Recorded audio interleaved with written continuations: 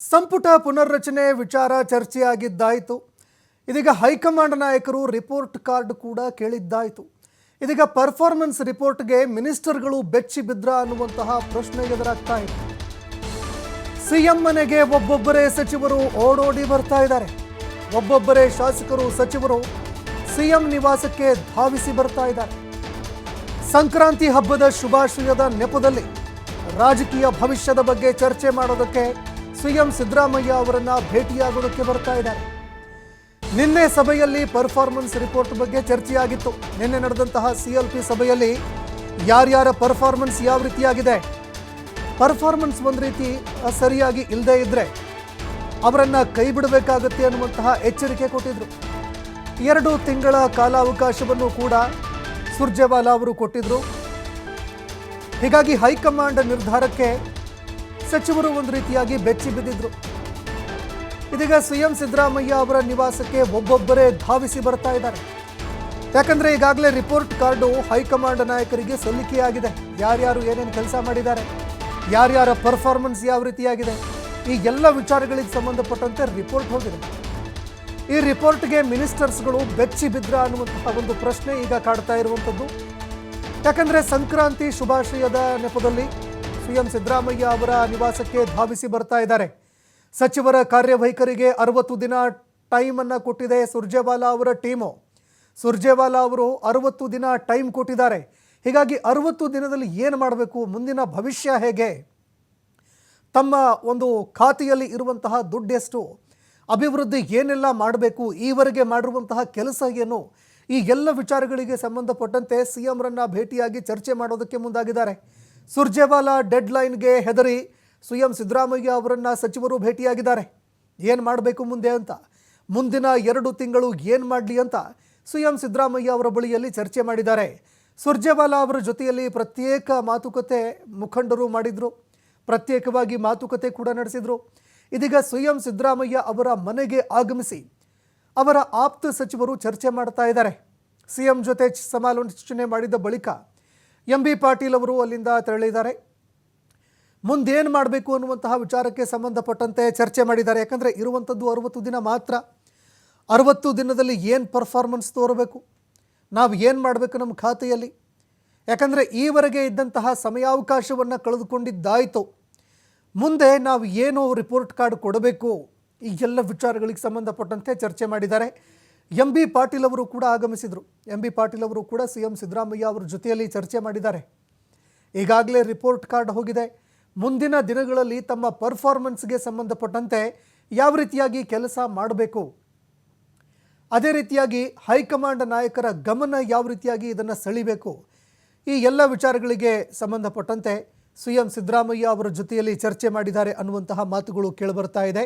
ಹೀಗಾಗಿ performance report ಕೇಳಿದ್ದಕ್ಕೆ ಎಲ್ಲ ಸಚಿವರು ಬೆಚ್ಚಿ ಬಿದ್ದಿದ್ದಾರೆ. ಎಲ್ಲರಲ್ಲೂ ಕೂಡ ಒಂದು ಆತಂಕ ಮನೆ ಮಾಡ್ತಾ ಇದೆ ಅನ್ನುವಂತಹ ಮಾಹಿತಿಗಳು ಲಭ್ಯವಾಗ್ತಾ ಇದೆ.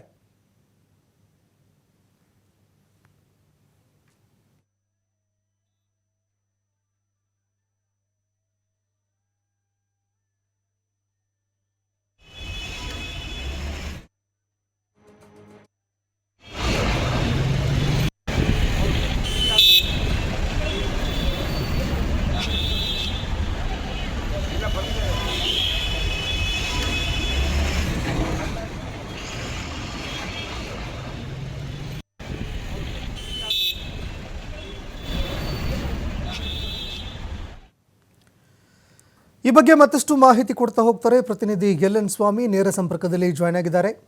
ಎಲ್.ಎನ್. ಸ್ವಾಮಿ, ಸಂಪುಟ ಪುನರ್ರಚನೆಯ ಮಾತುಗಳು ಕೇಳಿಬಂತು. ಸಂಕ್ರಾಂತಿಗೆ ಸಾಕಷ್ಟು ಬದಲಾವಣೆ ಆಗತ್ತೆ ಅನ್ನುವಂತಹ ಮಾತುಗಳು, ಈ ನಡುವೆ ಕೆಲವರನ್ನ ಕೈ ಬಿಡಲಾಗತ್ತೆ ಅನ್ನುವಂಥದ್ದು ಸ್ಪಷ್ಟವಾಗಿ ಗೊತ್ತಾಯಿತು. ಈಗ ರಿಪೋರ್ಟ್ ಕಾರ್ಡ್ ಕೇಳ್ತಾ ಇದ್ದಂತೆ ಅನೇಕ ಶಾಸಕರು ಗೊಂದಲಕ್ಕೆ ಈಡಾಗಿರುವಂತಹ ಸಾಧ್ಯತೆ, ಆತಂಕಕ್ಕೆ ಈಡಾಗಿರುವಂತಹ ಸಾಧ್ಯತೆ ಇದೆ. ಹೀಗಾಗಿ ಏನೆಲ್ಲ ನೆಪ ಒಡ್ಕೊಂಡು ಸಿಎಂ ಸಿದ್ದರಾಮಯ್ಯ ಅವರ ಮನೆಗೆ ನಿವಾಸಕ್ಕೆ ಧಾವಿಸಿ ಬರ್ತಾ ಇದ್ದಾರೆ, ಅದೇ ರೀತಿಯಾಗಿ ಏನೆಲ್ಲ ಚರ್ಚೆಗಳಾಗ್ತಾ ಇದೆ, ಈ ಬಗ್ಗೆ ಮತ್ತಷ್ಟು ಮಾಹಿತಿ ಕೊಡೋದಾದ್ರೆ.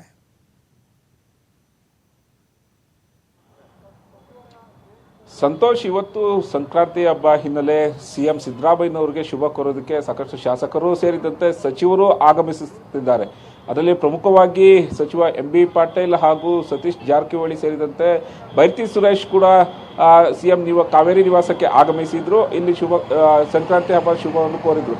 ಜೊತೆಗೆ ಇನ್ನೂ 2 ಪ್ರಮುಖ ವಿಚಾರಗಳು ಅಂದರೆ ಸತೀಶ್ ಜಾರಕಿಹೊಳಿ ಸೇರಿದಂತೆ MB ಪಾಟೀಲ್ ಅವರು ಕೂಡ CM ಸಿದ್ದರಾಮಯ್ಯ ಮುಂದೆ ಪ್ರಸ್ತಾಪ ಮಾಡಿರುವಂಥ ವಿಚಾರ. ಒಂದು ಕಡೆ MB ಪಾಟೀಲ್ ಅವರು ಏನು ಸಚಿವರ ಪರ್ಫಾರ್ಮೆನ್ಸ್ ಅಂದರೆ ರಿಪೋರ್ಟ್ ಕಾರ್ಡ್ ಸಂಬಂಧಪಟ್ಟಂತೆ CM ಸಿದ್ದರಾಮಯ್ಯನವ್ರ ಜೊತೆ ಚರ್ಚೆ ನಡೆಸಿರುವಂಥದ್ದು.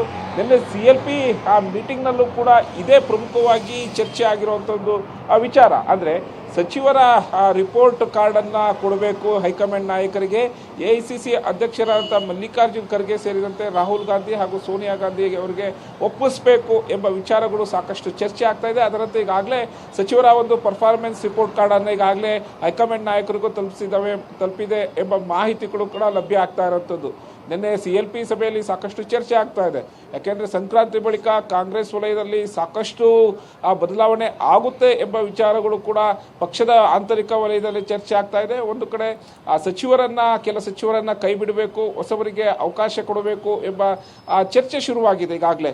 ಹಾಗಾಗಿ ಯಾರನ್ನ ಕೈ ಬಿಡಬೇಕು, ಯಾವ ಇಲಾಖೆಯಲ್ಲಿ ಅಭಿವೃದ್ಧಿ ಕೆಲಸಗಳು ಆಗ್ತಾ ಇಲ್ಲ, ಸಚಿವರ ಪರ್ಫಾರ್ಮೆನ್ಸ್ ಮೇಲೆ ಎಲ್ಲವೂ ಕೂಡ ಹೈಕಮಾಂಡ್ ನಾಯಕರು ನಿಗದಿ ಮಾಡ್ತಾರೆ ಅನ್ನೋದು ಈಗಾಗಲೇ CM ಸಿದ್ದರಾಮಯ್ಯನವರು ಪರೋಕ್ಷವಾಗಿ ಸೂಚನೆ ನೀಡಿರೋದು. ನಿನ್ನೆ ಕಾಂಗ್ರೆಸ್ ಸಭೆಗಳ ಮೇಲೆ ಸಭೆಗಳನ್ನು ಮಾಡಲಾಗಿತ್ತು. ಅಲ್ಲೂ ಕೂಡ ಇದೇ ವಿಚಾರವನ್ನು ಇಟ್ಕೊಂಡು ಅಂದರೆ ಸಚಿವರ ಒಂದು ಪರ್ಫಾರ್ಮೆನ್ಸ್ ಮೇಲೆ ಎಲ್ಲವೂ ಕೂಡ ಹೈಕಮಾಂಡ್ ನಾಯಕರು ಏನು ಡಿಸೈಡ್ ಮಾಡ್ತಾರೆ ಎಂಬ ವಿಚಾರಗಳು ಕೂಡ ಸಾಕಷ್ಟು ಚರ್ಚೆ ಆಗಿತ್ತು. ಹಾಗಾಗಿ ಸಚಿವ MB ಪಾಟೀಲ್ ಅವರು CM ಸಿದ್ದರಾಮಯ್ಯನವರ ಮುಂದೆ ಹೇಳಿರುವಂಥದ್ದು ಅಂದರೆ ನಿನ್ನೆ ಪದೇ ಪದೇ ಯಾಕೆ ಇದೇ ವಿಚಾರ ಚರ್ಚೆ ಆಗ್ತಾ ಇದೆ. ಈಗಾಗಲೇ ಎಲ್ಲ ಸಚಿವರು ತಮ್ಮ ಪರ್ಫಾರ್ಮೆನ್ಸ್ ರಿಪೋರ್ಟ್ ಕಾರ್ಡನ್ನು ಹೈಕಮಾಂಡ್ ನಾಯಕರು ಕೇಳಿದ್ರು, ಈಗಾಗಲೇ ಕೊಟ್ಟಿದ್ದೀವಿ. ಮತ್ತೆ ಯಾವ ವಿಚಾರವನ್ನು ಇಟ್ಕೊಂಡು ಕೇಳ್ತಾ ಇದ್ದಾರೆ, ಸಚಿವರನ್ನ ಯಾಕೆ ಕೈ ಬಿಡಬೇಕು, ಇದೇ ಪರ್ಫಾರ್ಮೆನ್ಸ್ ಏನು ಮೈನ್ ಫ್ರೇಮ್ಗೆ ಬರುತ್ತಾ ಅಂದರೆ ಇದನ್ನೇ ಇಟ್ಕೊಂಡು ಸಚಿವರನ್ನ ಕೈ ಬಿಡಲಾಗುತ್ತಾ ಎಂಬ ಪ್ರಶ್ನೆಗಳನ್ನು ವಿಚಾರಗಳನ್ನು ಕೂಡ ಚರ್ಚೆ ಮಾಡಿರುವಂಥದ್ದು. ಅಂದರೆ ಈಗಾಗಲೇ ಕ್ಷೇತ್ರಗಳಲ್ಲಿ ಪಕ್ಷ ಸಂಘಟನೆ ಮಾಡ್ತಾ ಇದ್ದೀವಿ. ಕಳೆದ ಬೈ ಎಲೆಕ್ಷನ್ಗೆ ಸಂಬಂಧಪಟ್ಟಂತೆ ಸಾಕಷ್ಟು ನಾವು ಎಲ್ಲರೂ ಶಕ್ತಿ ಪ್ರದರ್ಶನ ಮಾಡಿ ನಮ್ಮ ಅಭ್ಯರ್ಥಿಗಳನ್ನು ಗೆಲ್ಸ್ಕೊಂಡಿದ್ದೀವಿ, ಕೊಟ್ಟ ಜವಾಬ್ದಾರಿಯನ್ನು ನಾವು ನಿಭಾಯಿಸಿದ್ದೇವೆ. ಹಾಗಾಗಿ ಯಾವ ವಿಚಾರಕ್ಕೆ ಪದೇ ಪದೇ ಈ ವಿಚಾರ ಚರ್ಚೆ ಆಗ್ತಾ ಇದೆ ಅನ್ನೋದು ಕೂಡ CM ಬಳಿ ಒಂದು ಚರ್ಚೆ ಮಾಡಿರುವಂಥದ್ದು. ಇದನ್ನು ಹೊರತುಪಡಿಸಿದ್ರೆ ಸತೀಶ್ ಜಾರಕಿಹೊಳಿ ಅವರ ಒಂದು ಭೇಟಿ ಸಾಕಷ್ಟು ಕುತೂಹಲ ಮೂಡಿಸ್ತಾ ಇದೆ. ನಿನ್ನೆ CLP ಸಭೆಯಲ್ಲಿ ಆದಂತಹ ಒಂದು ಜಟಾಪಟಿ ವಾಗ್ವಾದ ಇವತ್ತು ಕೂಡ ಮುಂದುವರೆದಿದೆ ಅನ್ನೋದು ಮೇಲ್ನೋಟಕ್ಕೆ ಸ್ಪಷ್ಟ ಆಗ್ತಾ ಇದೆ. ಅಂದ್ರೆ ಒಂದು ಕಡೆ ಬೆಳಗಾವಿ ವಾರ್ ಇನ್ನೂ ತಣ್ಣಗಾಗ್ತಾ ಇಲ್ಲ.